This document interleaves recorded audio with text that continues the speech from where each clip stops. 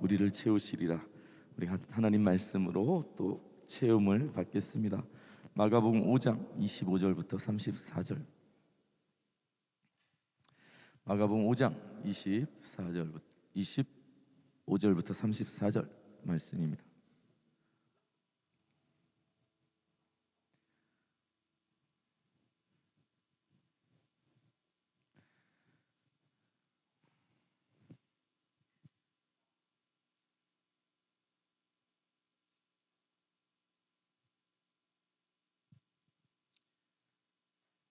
제 목소리 상태가 안 좋잖아요, 그렇죠? 여러분들 함께 읽어주셔야겠죠.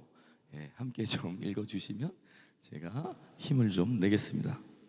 마가복음 5장 25절부터 34절. 삑사리 나도 웃지 않기. 삑사리 나도 웃지 않기. 같이 한번 읽겠습니다. 시작. 12해를 혈유증으로 알아온 한 여자가 있어 많은 의사에게 많은 괴로움을 받았고 가진 것도 다 허비하였으되 아무 효험이 없고 도리어 더 중하여졌던 차에 예수의 소문을 듣고 무리 가운데에 끼어 뒤로 와서 그의 옷에 손을 대니 이는 내가 그의 옷에만 손을 대어도 구원을 받으리라 생각함일러라. 이에 그의 혈류 근원이 곧 마름에 병이 나은 줄로 매매 깨달았으니라. 예수께서 그 능력이 자기에게서 나간 줄을 곧 스스로 아시고 무리 가운데서 돌이켜 말씀하시되 누가 내 옷에 손을 대었느냐 하시니 제자들이 여짜오되 무리가 애워싸 미는 것을 보시며 누가 내게 손을 대었느냐 물으시나이까 하되 예수께서 이 일 행한 여자를 보려고 둘러보시니 여자가 자기에게 이루어진 일을 알고 두려워하여 떨며 와서 그 앞에 엎드려 모든 사실을 여쭈니 예수께서 이르시되 딸아 내 믿음이 너를 구원하였으니 평안히 가라 내 병에서 놓여 건강할지어다. 아멘. 아멘. 아멘. 제가 금요 기도에 찬양 인도하고 이렇게 갔어요. 제가 이런 목소리로 아내한테 좀 내가 이렇게 했어 그랬더니 코로나다 그래요 저한테. 그래서 진짜 같이 사는 사람이 너무 그렇게 반응해서 제가 놀랐는데 여러분 저 코로나 아니에요. 그냥 목이 쉬었어요. 갑자기 좀 오랫동안 찬양을 하니까 또 기도회를 인도하니까 이게 안 하던 걸 하다 보면 이렇게 됩니다. 그래서 여러분 좀 혹시라도 최 목사가 긍휼히 불쌍히 보이시면 기도 좀 해주세요. 그래서 좀 빨리 낫는 것보다 좀 더 좋은 목소리로 회복될 수 있도록 그렇게 기도해 주시면 감사하겠습니다. 오늘 말씀은 사건 속의 사건이에요. 사건 속의 사건. 어떤 사건이 크게 있고 그 사건 사이에 한 사건이 있는 말씀입니다. 그래서 오늘 말씀은 사실 21절부터 시작하는 거예요. 예수님께서 어디에 갔다가 배를 타고 해변가에 내리셨는데 수많은 사람들이 예수님을 애워쌌어요. 그 중에 한 사람이 있는데 회당장 야이로, 어디서 들어보셨죠? 회당장 야이로. 회당장 야이로가 예수님께 무릎을 꿇고 엎드리는 거예요. 무슨 일인가 들어봤더니 회당장 야이로의 자신의 너무나 소중하고 어여쁜 12살짜리 딸이 이제 죽게 생긴 거예요. 곧 죽어가는 거예요. 이 딸 때문에 아비가 회당장이 예수님 앞에 엎드리는 거예요. 예수님께서 귀히 여기사 이 야이로를 따라서 그 딸을 만나러 가는 도중에 오늘 사건이 일어난 거예요. 사건 속의 사건. 12년 동안 혈류증 걸려서 신음하던 한 여인을 만나게 되는 장면이죠. 여러분 유대인들의 문화 가운데 이 샌드위치 비법이 아니라 샌드위치 기법이라는 게 있어요. 샌드위치 비법 한번 보여주시겠어요? 샌드위치가 어떻게 생겼어요? 맛있게 생겼죠? 저렇게 생겼어요. 빵과 빵 사이에 뭔가 들어가 있잖아요. 여러분 유대인들이 문학을 서술할 때 특별히 성경에 저런 구조가 너무 많이 나와요. 너무 많이 나와요. 여러분 왜 저렇게 기록할까요? 글이잖아요. 말이 아니라 글이기 때문에 기억하기 쉽도록 특별한 메시지를 전하기 위해서, 강조하기 위해서 이 샌드위치 기법을 쓰는 거라. 회당장 야이로를 만나고 회당장 야이로의 딸을 고치는 사건 사이에 12해 동안 혈류증 앓는 여인을 만남으로 두 가지 사건이지만 한 가지 사건처럼 특별하게 표현하고 기억하고 전하기 위해서 이런 기법을 사용하는 거예요. 여러분, 그런데 저는 이 구조보다 저는 이 샌드위치적 상황에 더 관심이 갔어요. 이런 상황.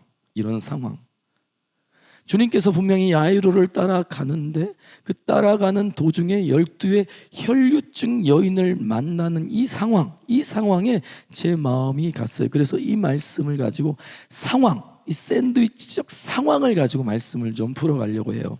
오늘은 두 가지 질문을 하고 두 가지 대답을 하고 설교를 끝낼 거예요. 여러분, 왜 제가 이렇게 하냐면 사실 지금 제자 훈련을 받는 지체들이 설교를 요약해야 돼. 지금 태영이 잘하고 있죠?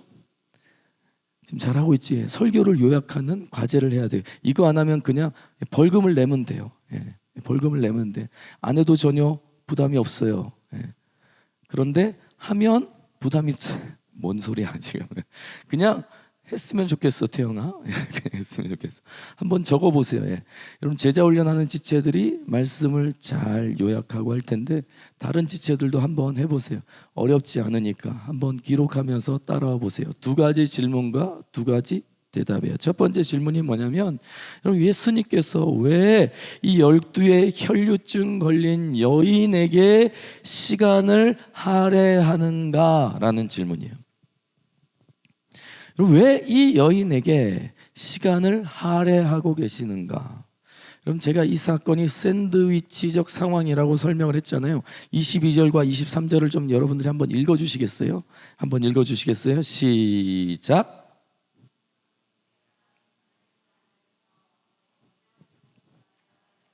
23절 시작. 여러분, 회당장 야이로가 예수님께 나와서 엎드렸다는 거예요. 간곡히 부탁했다는 거예요. 왜요? 딸 때문에. 여러분, 유대인의 회당이라고 하는 것은 동네마다 세워진 유대 공동체만의 아주 특별한 공간이고 장소거든요. 여러분, 동네마다 세워졌고 장은 한 사람. 그러니까 그 동네에 가장 영향력 있는 사람이 회당장인 거예요.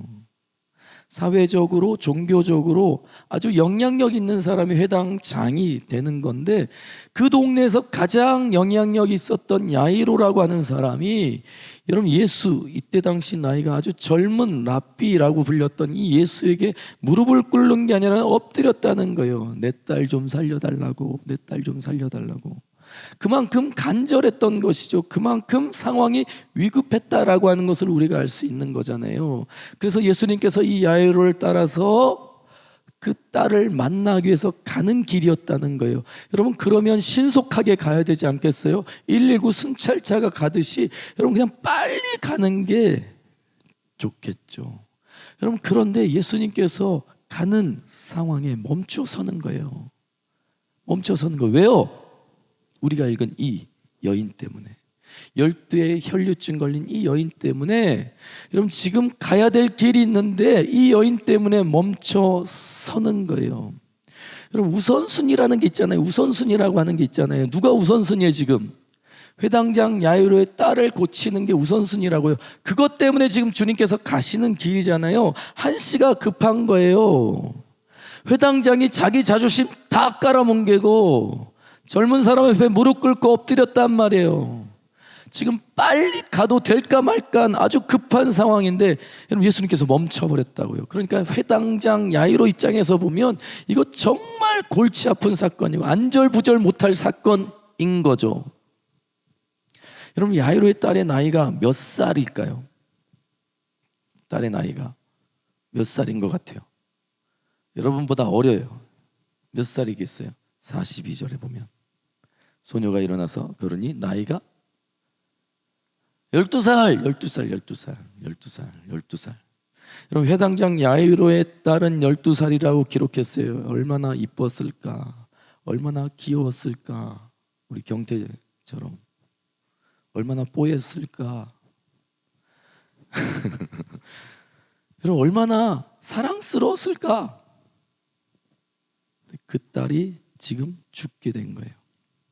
아버지의 마음이 얼마나 애가 탔겠어요. 여러분 그에 비해서 12해 동안 12년 동안 혈류증 걸린 여인의 모습을 한번 생각해 보세요.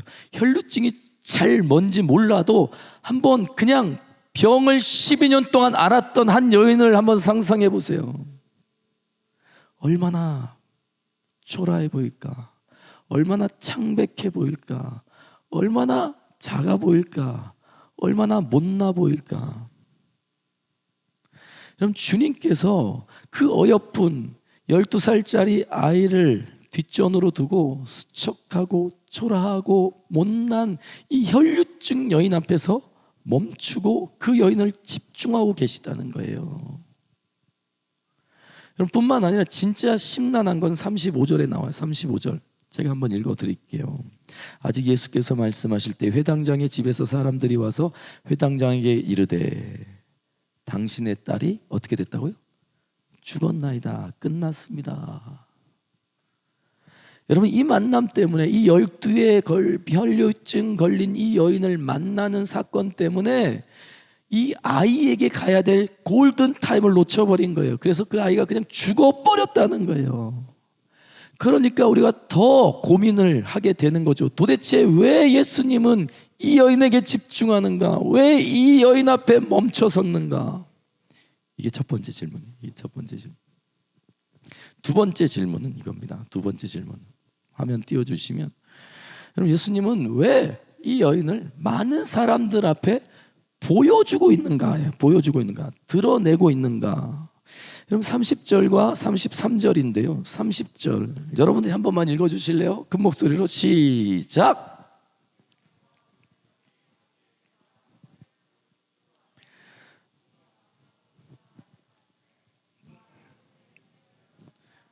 누가 내 옷에 손을 대었느냐 하시니 33절에 여자가 자기에게 이루어진 일을 알고 두려워하여 떨며 와서 그 앞에 엎드려 모든 사실을 여쭈니, 예수님께서 찾으니까 이 여인이 어쩔 수 없이 나온 거예요. 사람들 앞에 탈로 났다고요. 탈로 났어요. 주원아 무슨 일이야? 괜찮아? 괜찮아요? 33절이 아니라, 여러분 왜 예수님께서 이 여인을, 제가 실제로 하고 싶었던 표현은 이거예요. 왜 예수님은 이 여인을 왜 사람들 앞에 다 까발리고 있는가? 이게 제가 하고 싶은 표현이에요. 그럼 왜 많은 사람들이 있는 앞에 이 여인을 들춰내고 있는가라는 거예요. 여러분 우리가 이제 곧 거리두기가 해제가 된대요. 그리고 마스크도 실외에서는 벗을 수 있다라고 하더라고요. 여러분 어떤 생각이 드세요? 특히 자매들 어떤 생각이 드세요? 마스크를 이제 벗을 수 있대요. 어떤 생각이 드세요? 아이씨 눈만 화장하면 됐는데 그래 난 눈은 잘생겼는데 막 이렇게 할 수 있죠. 여러분 일본에서 이거 실제로 일어난 일이래요. 마스크를 끼고 서로 데이트를 했어요. 만났어요. 사랑에 빠졌어요. 결혼을 했어요. 마스크를 벗었을 거 아니에요. 이혼했어요. 실제로 기사에 보면 여러분 검색하면 일본에 남편이 의사고, 여러분 남편이 의사인데도 이걸 벗었는데 상상하지 못할 비주얼이 나와가지고 이혼했대요. 그냥 이혼했대요. 도저히 감당할 수가 없어서 이혼했다고 그렇게 기록돼 있어요. 여러분 솔직히 말해서 가려지는 게 편하지 않아요? 죄송하지만 여러분 제가 찬양 인도할 때 이렇게 뭔가를 가리고 하니까요, 제 표정이 굉장히 많이 가려지더라고요. 불편한 상황이 생기거든요. 이렇게 세션이랑 제어랑 이렇게 잘 안 맞는 순간에 사실 제가 약간 불편한 마음이 드러날 수 있는데 이게 가려지니까 하나도 보이지 않더라고요. 그래서 어째 감사하고 있었단 말이에요. 근데 이제 이걸 벗으면 다 들통나는 거예요. 내가 어떤 감정을 지금 가지고 있는, 사실 얼굴에 다 써 있지 않아요? 불편한 거죠. 여러분 특히나 그냥 벗는 것도 불편한데 내가 약한 모습이 있다고 생각해 보세요. 나 이게 너무 부족한 거야. 나 이게 너무 못났어. 힘들어. 어려워. 그런데 드러나야 돼. 그러면 사실 더 마음이 어려워지는 거죠. 여러분 12년 동안 피를 쏟았어요. 그냥 12년 동안 피를 쏟았어요. 병치를 했다고요. 그러면 얼마나 못난 모습이었을까? 얼마나 못난 모습이었을까? 이 여인 얼마나 못난 모습이었을까? 그렇다면 예수님께서 이 혈류증 여인 좀 지켜주면 안 돼요? 좀 숨겨주면 안 되냐는 거예요. 그냥 조용히 그냥 지나가시면 안 되는 거냐고요. 모른 척 해주실 수 있잖아요. 안 그래도 힘든 여인이라고요. 안 그래도 너무나 못났다고요. 예수님 그냥 좀 놔두시면 안 되냐는 거예요. 그리고 한시가 지금 급하잖아요. 갈 길이 있잖아, 갈 길이. 근데 주님이 그냥 지나가시지 않고 멈춰서는 거예요.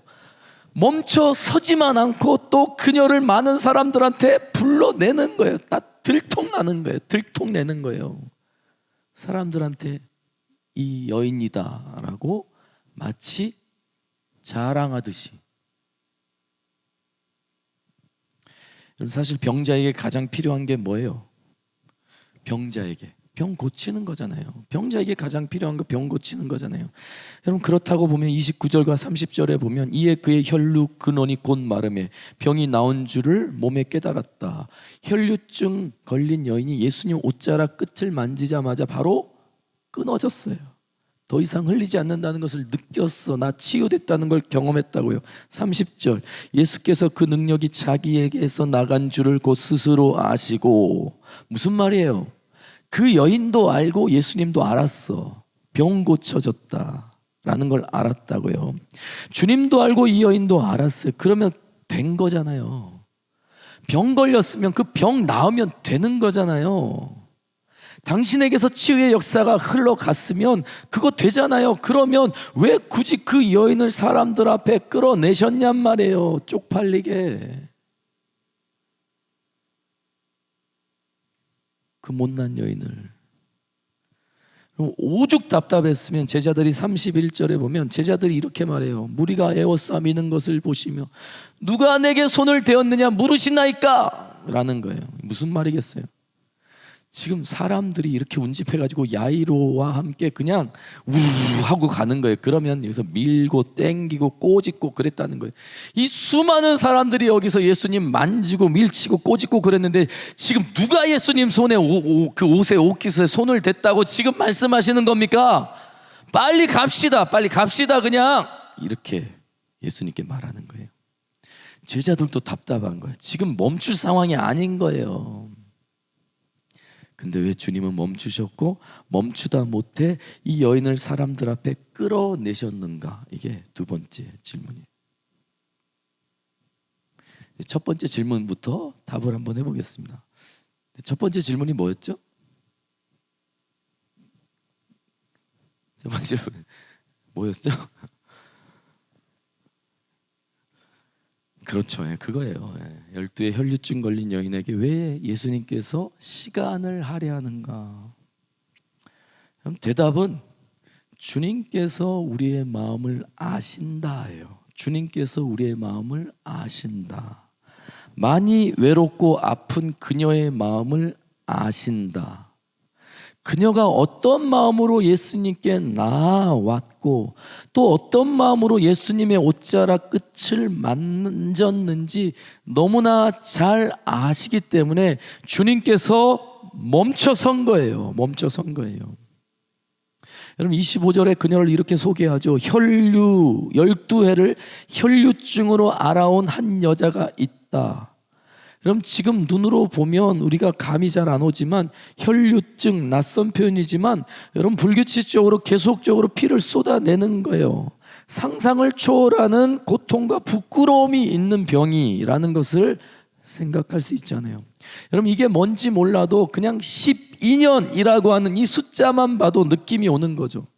여러분 이게 꼭 혈류증이 아니라도 여러분 우리 청년들 중에 진솔코람 중에 그냥 12년 동안 해결되지 않는 뭔가 문제가 있다고 생각해 보세요. 지금까지 그게 12년 동안 지금 계속 지속되고 있다고 생각해 봐요. 그게 뭔지 몰라. 그게 관계의 문제일 수도 있고, 그게 진짜 병일 수도 있고, 그게 아토피일 수도 있고, 그게 소화가 안 된 무슨 위궤양일 수도 있고, 두통일 수도 있고, 뭔가 있어.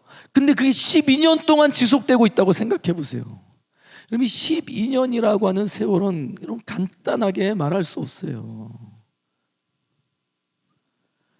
그 여인이 12년 동안 아팠다고요. 여러분 근데 이 병은 그냥 고통, 아픔으로 끝나는 병이 아니에요. 피를 흘리는 것은 지금으로 말하면 격리 대상이에요. 격리 대상. 그러니까 코로나 걸려서 격리된 경험 있잖아요. 방 안에 콕 박혀 있었잖아요. 여러분 길어봤자 15일, 2주, 길어봤자 일주일 정도 여러분 그렇게 갇혀 있었을 때 어떤 느낌이 들었어요?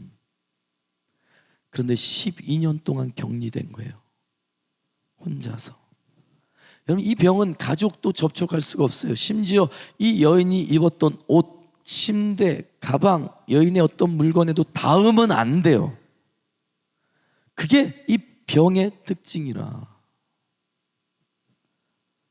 그래서 철저하게 고립되는 병이 혈류증이에요. 그럼 어떤 일이 일어났을까? 어떤 일이 일어났을까?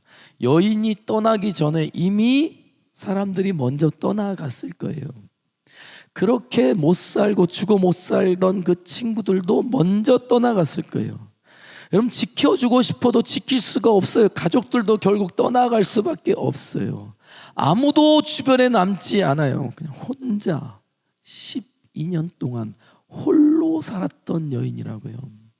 여러분 그 가슴이 정말 마르다 못해 굳다 못해 화석이 될 만한 상황까지 이른 거죠. 혼자 된 인생 12년. 얼마나 아팠을까? 얼마나 힘들었을까? 얼마나 외로웠을까? 얼마나 고통스러웠을까? 얼마나 울었을까? 이게 12년 혈류증 여인의 모습이었던 거예요.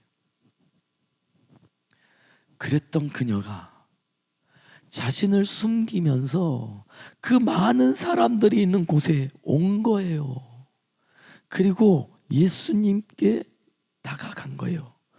여러분 이건 그냥 용기가 아니라 여러분 진짜 간절함이 아니면 불가능한 일이에요. 예수님의 옷자락을 만지기까지.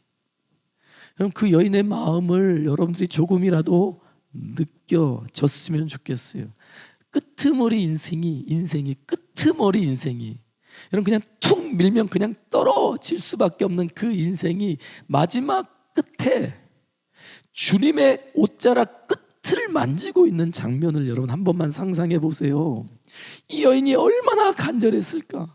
여기까지 오기까지 얼마나 갈등하고 얼마나 고민하고 얼마나 두려워하고 얼마나 벌벌벌 떨면서 여기까지 나왔을까? 이 마음을 주님이 아신다는 거예요. 여기까지 오기까지 그 여인의 마음이 어떠했을지 주님이 아신다는 거예요.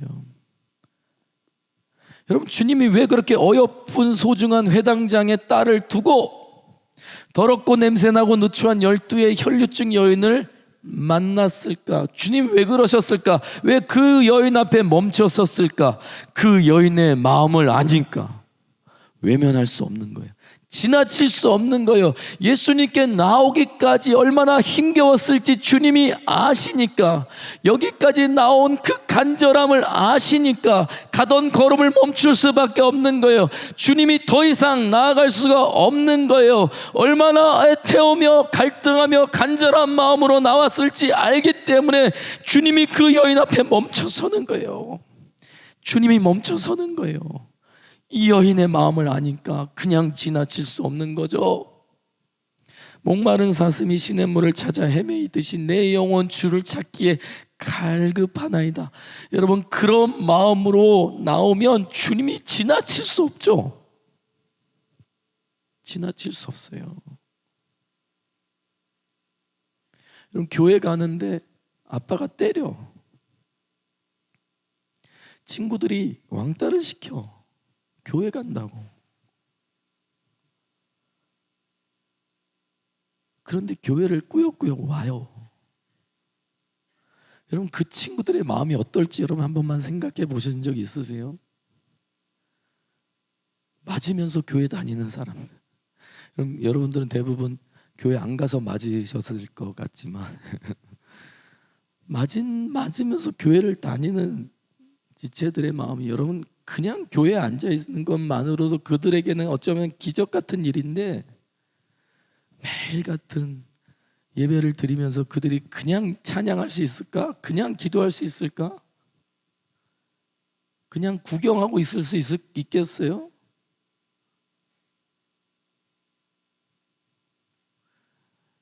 예수님 앞에 나온 그 여인, 예수님이 그 여인의 마음을 아시기 때문에 지나칠 수가 없는 거예요. 회당장 야이로 입장에서 보면 지금 예수님은 시간 낭비하는 것처럼 보이죠. 엉뚱한 짓을 하고 있는 것처럼 보일지 모르지만 최소한 지금 주님은 다른 어떤 누구보다, 다른 어떤 시간보다 지금 이 여인이 가장 존귀하고 이 여인을 만나는 이 시간이 가장 주님께는 소중한 거예요. 그러니까 멈추는 거죠. 멈추는 거예요. 그럼 두 번째. 그러면 그냥 이 여인의 이 느추함과 초라함을 좀 숨겨주시면 좋겠는데, 그냥 고쳐주시고 그냥 지나가셨으면 좋겠는데 왜 사람들 앞에 보여주는 걸까? 들추는 것일까? 왜 그럴 것 같아요? 왜 그럴 것 같아요? 사람은 혼자 살 수 없잖아요. 함께 살아가야 되잖아요. 고립돼서 살면 안 되잖아요. 그렇게 살면 못 사는 거잖아요. 그런데 이 여인이 몇 년 동안, 12년 동안 고립되어 살았던 거예요. 모든 사람들이 알지 않겠어요? 동네 사람들이 다 알겠지, 이 여인이 어떤 여인인지. 피 흘리는 부정한 여인, 가까이 다가가도 안 되고, 이 여인의 물건을 만지지면도 안 되고, 대화해서도 안 되고. 여러분, 그렇게 12년 동안 살아온 여인이었던 거예요. 왜 사람들 앞에 이 여인을 불러내셨는지 이해가 좀 되세요? 여러분, 일부러 선포하신 거예요. 선포하신 거예요.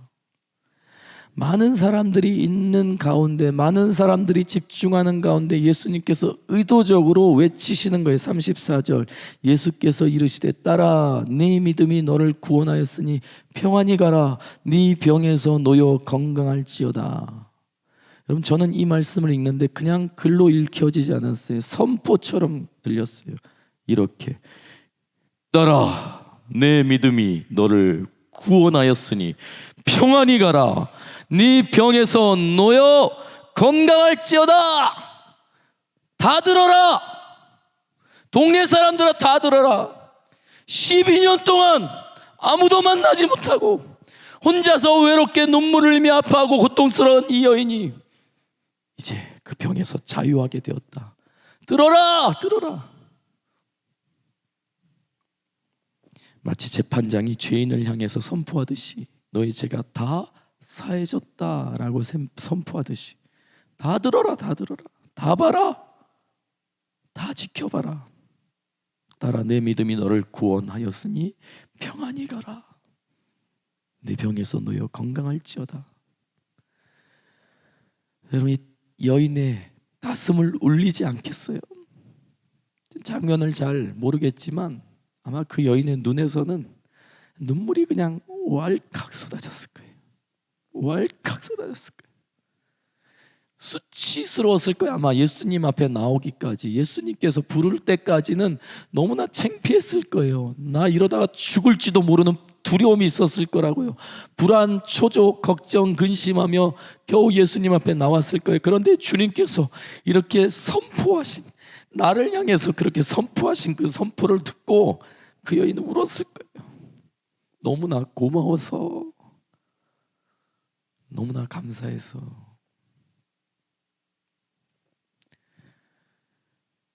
여러분 34절 하나만 더 보면 34절에 보면 다시 한번 보면 예수께서 이르시되 따라 내 믿음이 너를 구원하였으니 따라 내 믿음이 너를 구원하였으니 따라 내 믿음이 너를 구원하였으니 따라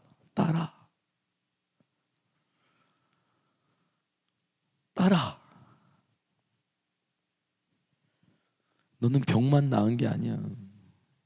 넌 하나님의 자녀가 되었다. 넌 하나님의 딸이야. 딸들이여 따라.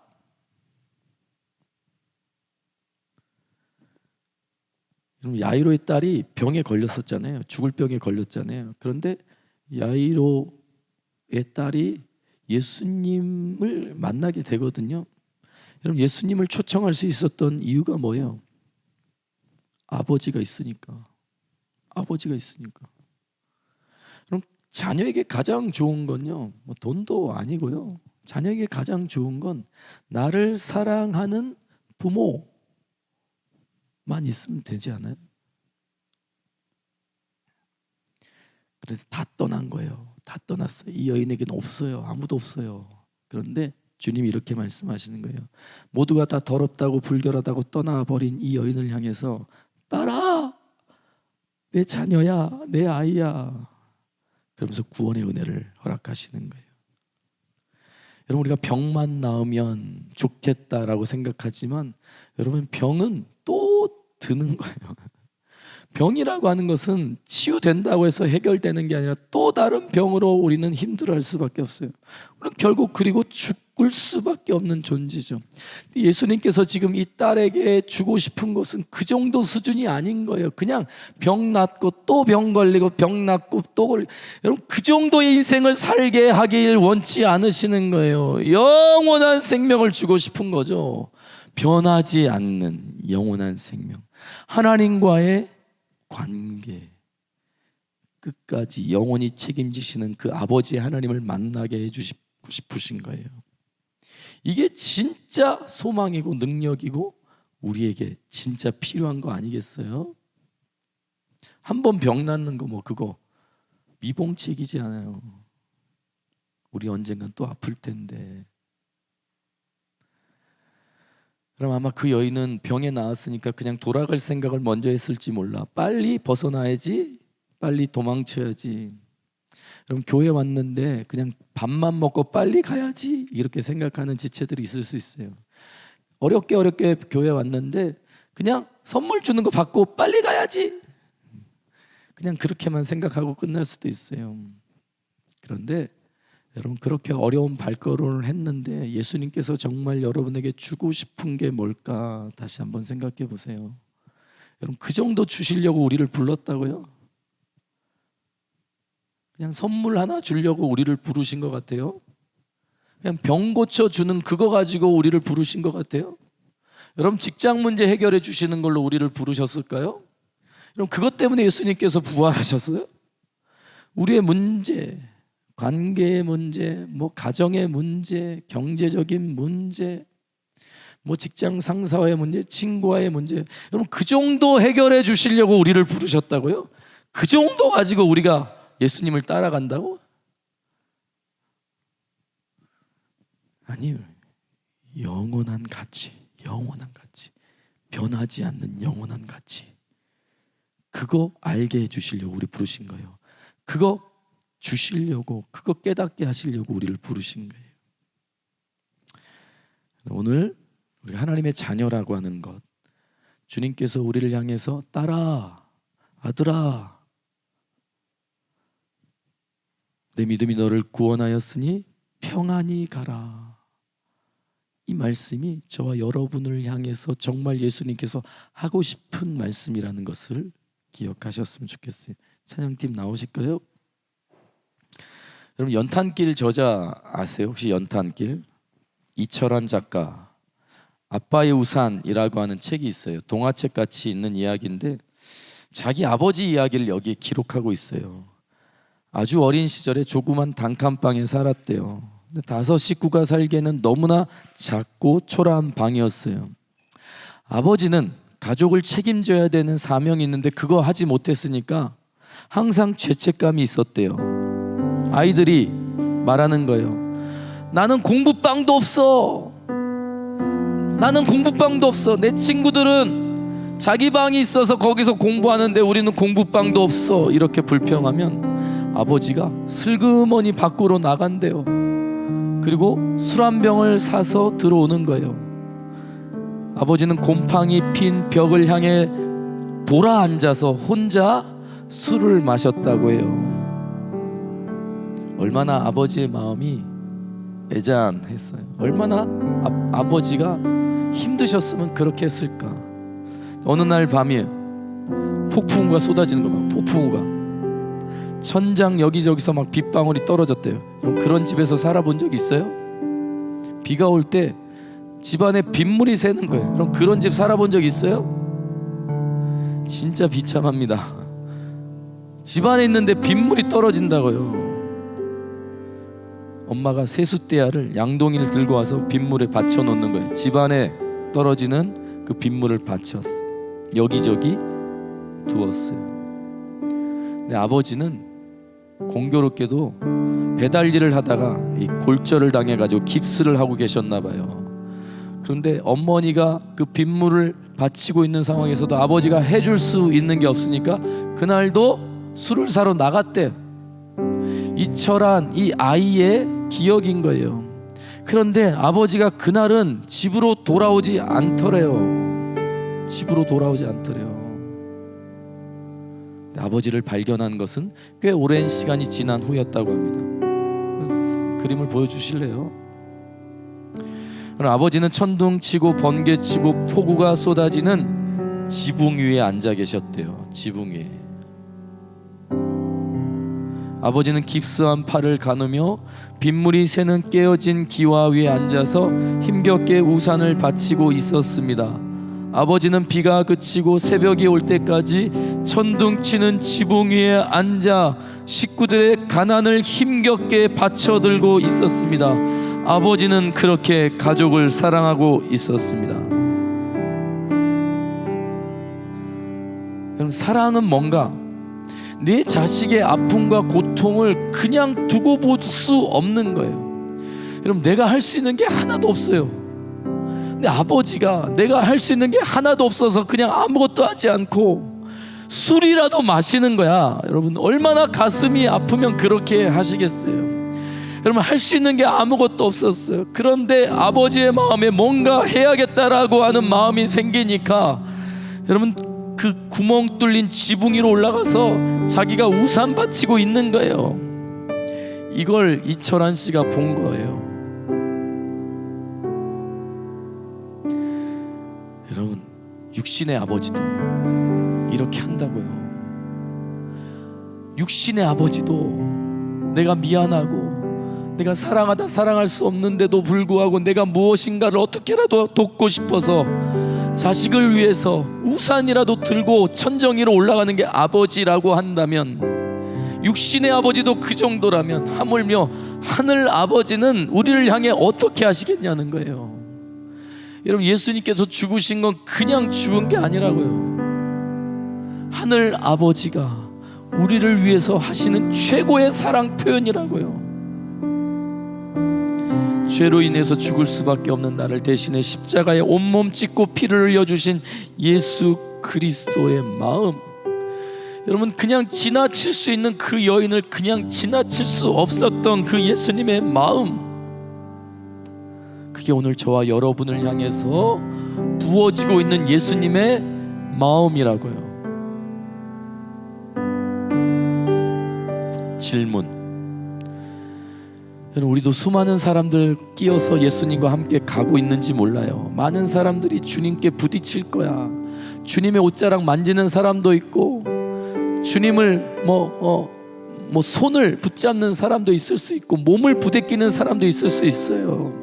그런데 오늘 성경은 그녀만 병이 나았다라고 기록하고 있어요. 한 사람만 병이 나았다. 그 여인에게만 예수님의 능력이 흘러갔다. 오직 한 사람에게. 수많은 사람들이 예수님을 만지고 부대끼고 함께 했는데 한 사람만 주님의 능력이 흘러갔다. 왜 그랬을까요? 모두가 다 구경꾼이었지만 한 사람은 예수님을 다르게 여기고 있었던 거예요. 우리도 그들 중에 한 사람 그 한 사람이 여러분 너가 되었으면 좋겠어요. 그냥 구경꾼이 아니라 그냥 지나가는 엑스트라가 아니라 주님과의 실제적인 만남이 있어서 주님이 도대체 누가 나 만졌어? 라고 뒤를 돌아보고 멈춰서는 그 한 사람이 너가 됐으면 좋겠다고요. 너가 되었으면 좋겠다. 그냥 지나가는 사람이 아니라 너가 그 여인이 되었으면 좋겠다는 거예요. 여러분 어떤 손을 가졌어요? 절망의 손입니까? 버림받은 손입니까? 더러운 손입니까? 못난 손입니까? 여러분 그 손이 어떻든지 간에 우리 주님께 그 손을 뻗쳐서 옷자락이라도 붙잡으시기를 축복합니다. 주님이 나를 안아주실 거예요. 그냥 지나가지 않으실 거예요. 그 간절함을 외면하지 않으실 것입니다. 찬양하겠습니다.